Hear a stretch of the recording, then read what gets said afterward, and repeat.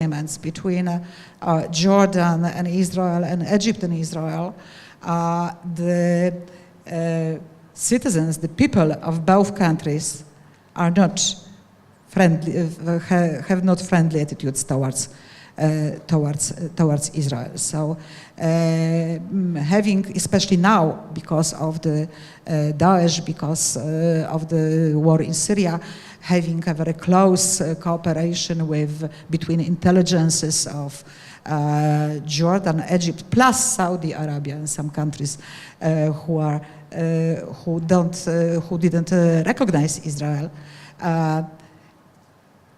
The people-to-people relations rather don't exist, and living in such a country is, at my case, in Piotr's much longer than me.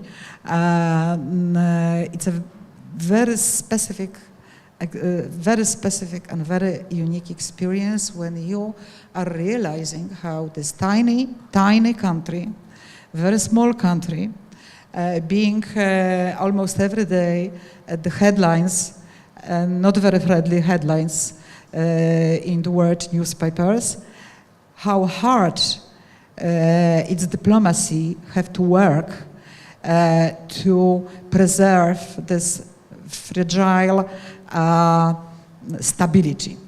So I will elaborate about it a little bit later if you are interested, and especially how difficult is the Israeli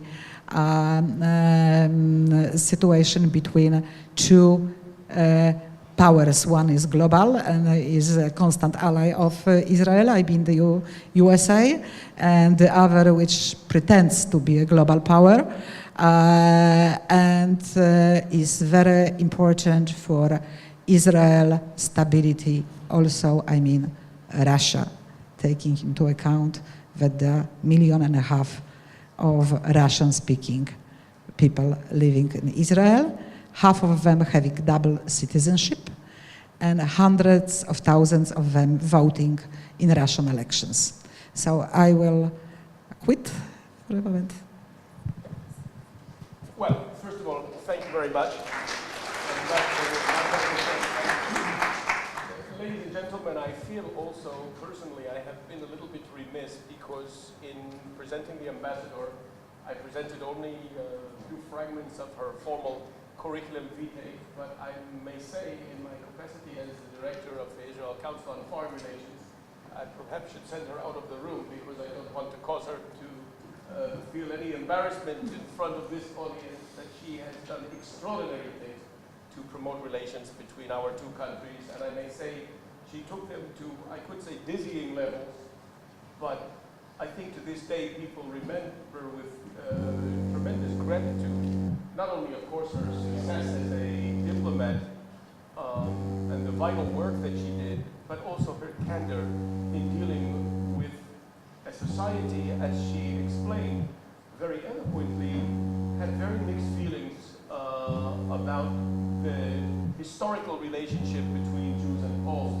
and she confronted those feelings with tremendous sincerity and with tremendous candor, and I must say, at least in my mind, presented diplomats who find themselves in similar situations with a role model. And however much she did speak about the importance of public diplomacy, she could have spoken about it even more intensively, because I think that it really reached a tremendous level and did a great deal. I'm sorry, I have to take this. I think it really did a tremendous amount to diffuse whatever tensions existed between Israel and Poland, or between Jewish society in Israel and Poland, and that was not an easy task. This is a work in progress. It's an ongoing project, we can say. And I might also add, and this is my own opinion, relations between Israel and Poland will never be entirely normal. They won't be like relations between two countries in different parts of the world that don't have a common historical heritage and don't always see history in quite the same way. But what she did was to make people understand that though not everybody agrees about every chapter of history, there's enormous goodwill, and whatever disagreements do exist, these can be overcome. And therefore, I think that this was a kind of, well, textbook case about historical reconciliation. And maybe one day that story will be written. If it is written, it's largely in your hands. But listen, what I would like to do now is we'll move on and we'll save the questions or the discussion, at least among ourselves, until everybody at least has had a first opportunity to speak. We'll continue now with Piotr Puchta. He is an ambassador at the Polish Ministry of Foreign Affairs. He has served at various times at the Polish Embassy in Tel Aviv. In fact, I could say he was a pioneer in establishing relations or re-establishing relations between Poland and Israel at the end of the 1980s. He has also been a representative to the Palestinian Authority in Ramallah. He later served as Polish ambassador to Egypt and non-resident ambassador to Eritrea and Sudan. And I think I may say, and this is not an exaggeration, he is certainly one of the top experts, not only in this country, but in all of Europe, on Middle Eastern issues and on Polish-Israeli relations. Piotr, the floor is yours. Thank you very much. Oh, actually, may I say one thing? I'm blushing now. Now you have to blush. I want to say something also on a personal note, and this is what you call for full disclosure. In fact, I know all these three panelists very well, and for many years. About this guy, I will save my comments till when we present him a special message. But I do remember, and you correct me if I'm mistaken, Piotr, that we actually met, it was in 1994, when a call came to my office that was directed, in fact, to my then chief, and I picked up the telephone, answered the telephone, and this gentleman said, "Hello, my name is Piotr Puchta." In English, I am calling you from the Polish Embassy in Tel Aviv. And I said, "Sir, if you prefer, we can speak in Polish." And so immediately he was a bit surprised, and the rest of the conversation took place in Polish, and I say we've been, I think, good friends. Yeah, so he can speak in Hebrew as well, though he's not always eager to display that, but I think we've been friends actually ever since. So this is also a very special pleasure to have you address us. So please forgive me for cutting you off. Thank you. Since we are starting with personal anecdotes, so I would like also to mention two things. First of all, the concert by the orchestra with Zubin Mehta here in Warsaw was preceded by another concert 1 year before in Tel Aviv by the chamber orchestra with Jerzy Maksymiuk. And during this concert we had a pleasure of witnessing the presence of Itzhak Shamir, who at that time was the foreign minister. And this was the opening of the Polish office in Tel Aviv. Next day, all the Israeli newspapers brought this news to all the Israeli public, and I believe also to many other capitals in the Middle East. The other personal anecdote, in fact, Larry and Agnieszka already mentioned that I was the first diplomat from Warsaw to arrive to Tel Aviv.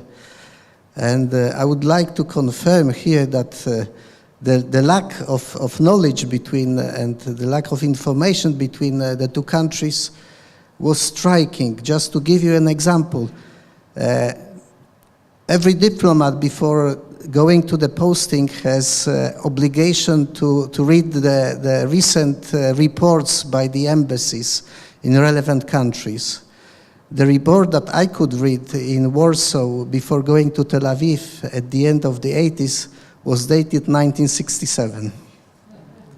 So this shows the gap that we had at those times between Poland and Israel.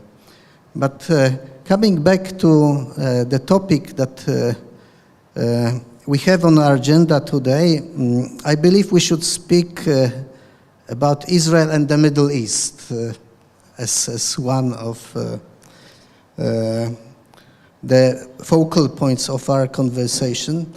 And I would like just to point the discussion to mention a few topics that I believe are relevant if we are considering the present-day position of Israel and the neighboring state in the region. Those major issues are, I believe that this is something that is obvious to many of us here, but I believe it is worthwhile mentioning. So, according to the recent reports, it is not a secret that Israel is a militarily strong and the direct threat to Israel from the opponents in the region has lessened substantially in the recent years. And the Israeli side has successfully avoided conflicts and large-scale wars during the recent decade. Also relevant, if we are speaking about the region, is the topic of nuclear agreement that was signed between the major powers and Iran in July 1915.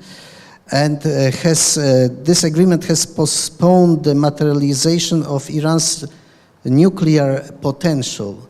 This is of importance when we are discussing present-day situation in the Middle East, also in the surroundings of Israel.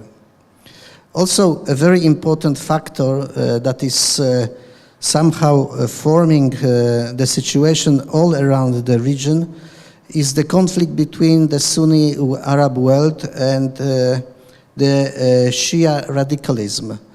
This is a struggle that is also used by Israel to create some kind of platform of communication and some shared interests between Israel and the Sunni Arab countries.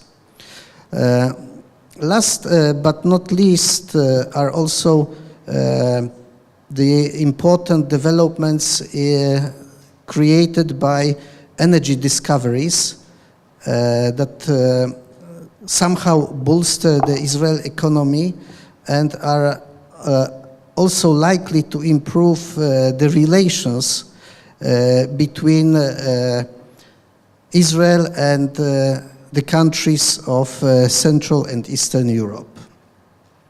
I will not direct my attention to the negative trends. If you are interested, we might discuss them later, but I would like now to go directly into the current goals that Israel side is expressing with regard to the Visegrad countries.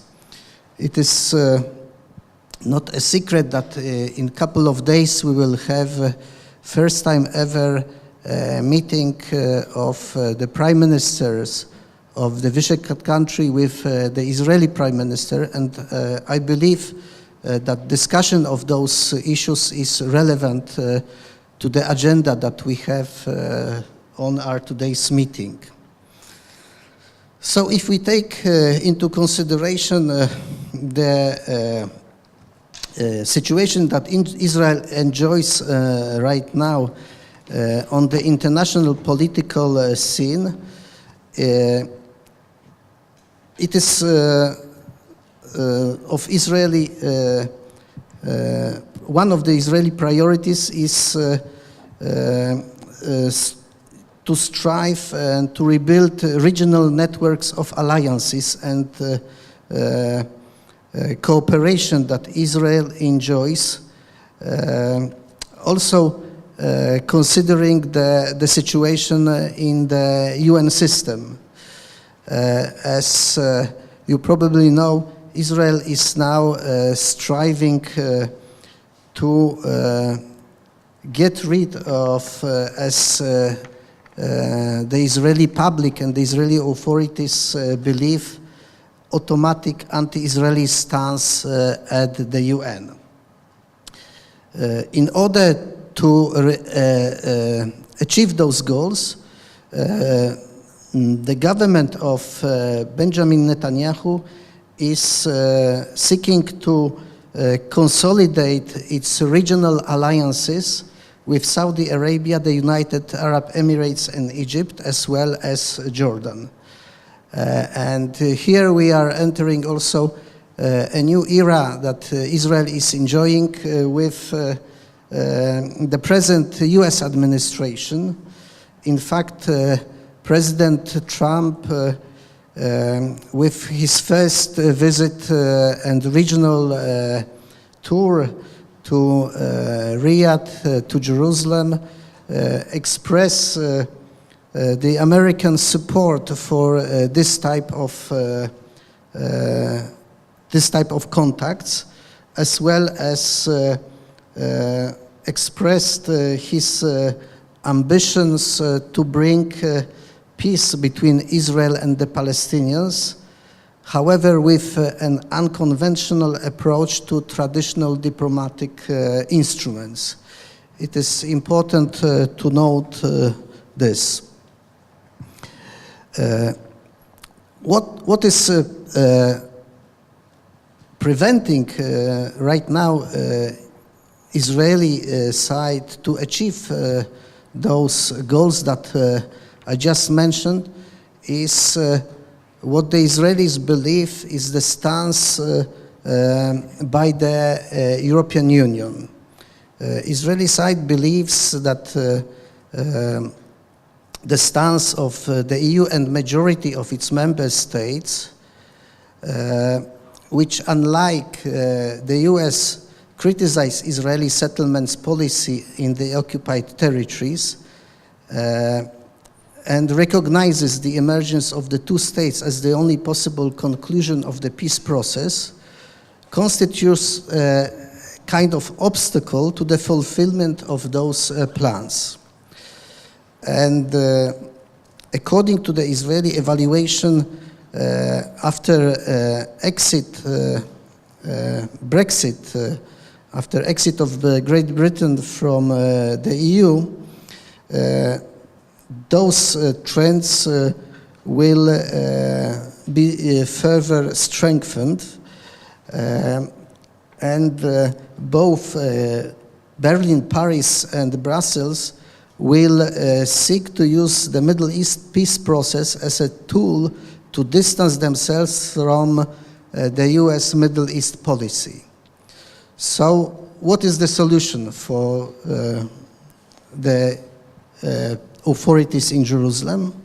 In this situation, the Israeli side is trying to establish more thorough, deeper relations with Eastern and Southern partners from Europe, namely with the Visegrad countries and recently also with Greece and Cyprus.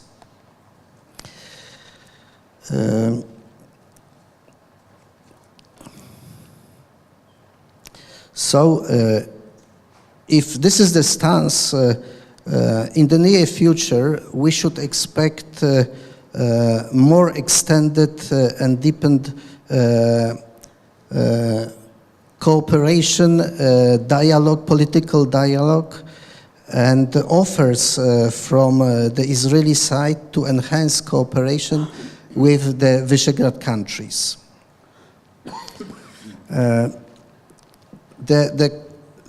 The common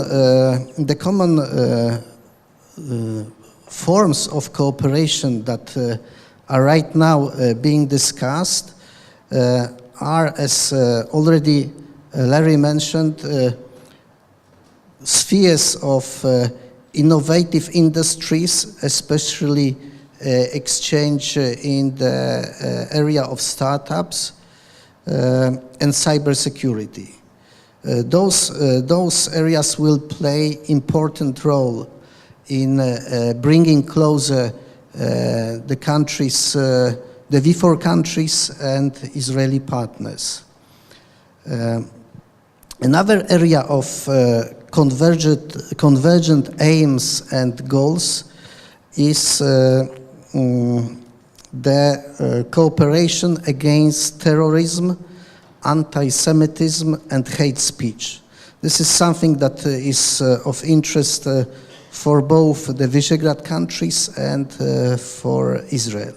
I agree with the previous statements that historical issues may be problematic in bilateral relations, but also basing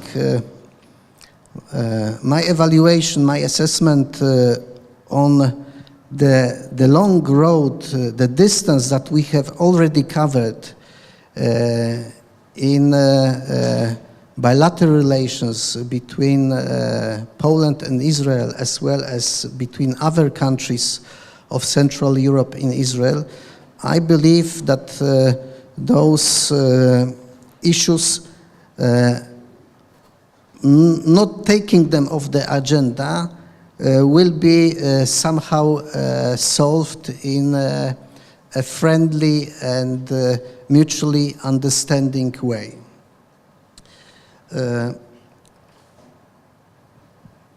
Just to mention, because I spoke now about how Israel sees the relations, I would like now just to pinpoint what are the interests and goals of the Visegrad countries. The primary goal is to foster, as was mentioned, is to foster closer cooperation between ecosystems of innovation and high-tech sectors, as well as eagerness to develop mutually acceptable formula for exchange of experiences. And here we are speaking about high-tech, startup, cybersecurity, all those fields that Israel, as a startup nation, is very well acquainted with and considered to be one of the major